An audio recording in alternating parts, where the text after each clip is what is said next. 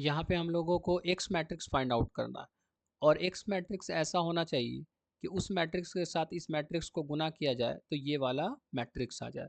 Okay, अब रहा बात है कि एक कॉन्सेप्ट हमको रिकॉल करना होगा कि हम लोग जैसा कि जानते हैं फाउंडेशन क्लास में डिस्कस भी करते हैं, ए मैट्रिक्स अगर एम बाई एन ऑर्डर का कंसिडर करते हैं एंड बी मैट्रिक्स अगर एन बाई पी ऑर्डर का कंसिडर करते हैं तो जो प्रोडक्ट मैट्रिक्स ए बी आएगा उसका ऑर्डर क्या होगा, उसका ऑर्डर होगा, इसको कैंसिल कर देते हैं तो ऑर्डर क्या होगा m बाई पी ऑर्डर का, जैसा कि ऑलरेडी हम लोग जानते हैं।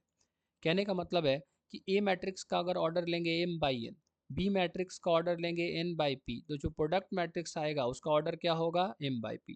कहने का मतलब है ये चीज़ गौर करने वाला है कि ए मैट्रिक्स के पास जितना नंबर ऑफ रो होगा प्रोडक्ट मैट्रिक्स के पास उतना ही नंबर ऑफ रो होगा एंड बी मैट्रिक्स यानी सेकंड मैट्रिक्स के पास जितना कॉलम का संख्या होगा उतना ही प्रोडक्ट के मैट्रिक्स के पास भी कॉलम का संख्या होगा।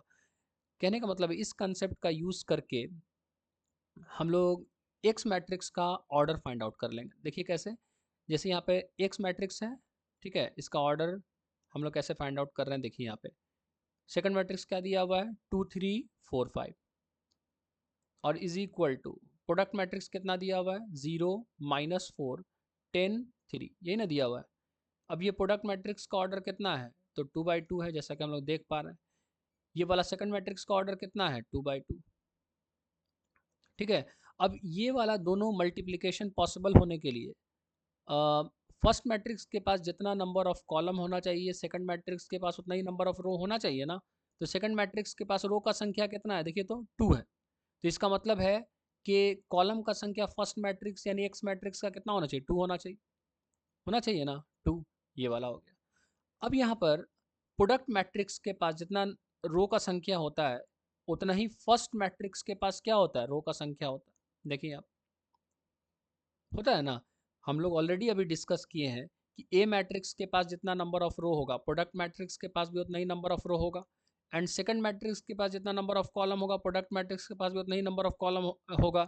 रिवर्स वे में अगर सोचिएगा तो प्रोडक्ट मैट्रिक्स के पास जितना नंबर ऑफ रो होगा पहला मैट्रिक्स के पास भी उतना ही नंबर ऑफ रो होगा एंड प्रोडक्ट मैट्रिक्स के पास जितना नंबर ऑफ कॉलम होगा सेकंड मैट्रिक्स के पास भी उतना ही नंबर ऑफ कॉलम होगा। तो कहने का मतलब प्रोडक्ट मैट्रिक्स के पास अगर नंबर ऑफ रो 2 है तो इसका मतलब है कि फर्स्ट मैट्रिक्स का नंबर ऑफ रो कितना होगा 2। इस कॉन्सेप्ट से मैंने एक्स मैट्रिक्स का नंबर ऑफ रो पता कर लिया। और दो मैट्रिसेस का मल्टीप्लिकेशन कब संभव होता है उस कंडीशन का इस्तेमाल करके हम लोगों ने एक्स मैट्रिक्स का नंबर ऑफ कॉलम भी पता कर लिया। Got the point. कहने का मतलब है कि ये एक्स मैट्रिक्स का ऑर्डर कितना होगा 2/2 होगा। तो हम लोग यहाँ पे कंसीडर कर लेते हैं लेट एक्स मैट्रिक्स का एलिमेंट्स हम कंसिडर कर लेते हैं ए बी सी डी। अब ये सारा एलिमेंट्स अगर निकाल लेंगे तो इसका मतलब एक्स मैट्रिक्स फाइंड आउट हो गया है, यही ना बात है। तो हम इसको ऐसा लिख सकते हैं एक्स मैट्रिक्स क्या है, यहाँ पर देखिएगा एक्स मैट्रिक्स यहाँ पर हम लोगों ने कंसिडर कर लिया ये वाला ए बी सी डी और इसको गुना करेंगे। सेकंड मैट्रिक्स क्या दिया हुआ है 2 3 4 5 is equal to product matrix क्या दिया हुआ है तो ये दिया हुआ है 0 -4 10 3, ये ना दिया हुआ है ये वाला। अब ये दोनों मैट्रिक्सेस को गुना कर लेते हैं तो गुना करना ऑलरेडी हम लोग आता है, तो ये गुना कैसे होगा, ये वाला हो जाएगा 2a प्लस 4b, यहाँ पर आ जाएगा 3a प्लस 5b, यहाँ पर आ जाएगा 2c प्लस 4d और यहाँ पर आ जाएगा 3c plus 5d is equal to ये वाला मैट्रिक्स दिया हुआ है कितना 0 -4 10 3। अब ये दोनों मैट्रिसेस क्या है इक्वल, दो मैट्रिसेस कब इक्वल होता है जब करस्पॉन्डिंग एलिमेंट सेम होता है। तो ये कंडीशन जैसे ही लगाइएगा इक्वेशन बनेगा और वो सारे इक्वेशंस को सॉल्व करके हम लोग सारे अननोन्स का वैल्यू फाइंड आउट कर लेंगे। तो देखिए तो ये वाला एलिमेंट और ये वाला एलिमेंट को क्या करना होगा बराबर करना होगा, क्योंकि बराबर होगा ही क्योंकि दोनों मैट्रिसेस क्या दिया हुआ इक्वल दिया हुआ है। तो इक्वल टू क्या हो जाएगा 0, तो यहाँ पर 2 कॉमन करेंगे तो a प्लस 2b कितना होगा इक्वल टू 0, तो a प्लस 2b कितना आएगा इक्वल टू 0, यहाँ से a निकालिएगा तो कितना आएगा -2b। इक्वेशन नंबर 1 मान लेते हैं इसको, ठीक है। अब ये वाला एलिमेंट भी इसके बराबर होगा तो ये हम यहाँ से लिखेंगे 3a प्लस 5b किसके बराबर होगा -4। तो यहाँ पर अगर a का मान -2b रख देते हैं तो ये हो जाएगा -2b plus 5b is equal to कितना होगा -4। तो ये आ जाएगा -6b plus 5b equal to कितना हो जाएगा -4। यहाँ आ जाएगा -b इज इक्वल टू -4, तो b का मान कितना हो जाएगा 4। ओके, a का मान निकाल लिए। अच्छा, a का मान यहाँ से निकाल लीजिए। ये b का मान जब 4 निकल गया तो इसका मतलब इसीलिए a का मान कितना हो जाएगा -2 इंटू 4, तो कितना हो जाएगा -8। तो a का मान कितना आ गया -8। a का मान निकल गया, b का मान निकल गया, अब c एंड d का मान निकालना। तो ये वाला एलिमेंट भी इसके बराबर होगा ना, इसका मतलब हम लोग लिख सकते हैं 2c प्लस 4d किसके बराबर होगा 10 के बराबर होगा ना। तो अगर यहाँ से 2 कॉमन कर लेते हैं, c प्लस 2d कितना होगा 10 के बराबर।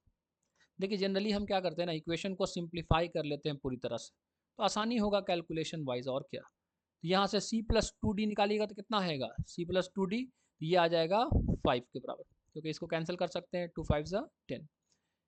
ये हो गया, इसको इक्वेशन नंबर मान लेते हैं, इक्वेशन नंबर 2। अब ये वाला एलिमेंट और ये वाला एलिमेंट भी क्या होगा आपस में बराबर होगा, इसका मतलब हम लोग ऐसा लिख सकते हैं 3c प्लस 5d किसके बराबर होगा 3 के बराबर। इसको मान लेते हैं इक्वेशन नंबर 3। अब ये दोनों इक्वेशन, ये है pair of linear equation in two variable, ये दोनों इक्वेशंस को सॉल्व करेंगे तो c का भी वैल्यू निकल जाएगा, d का भी वैल्यू निकल जाएगा।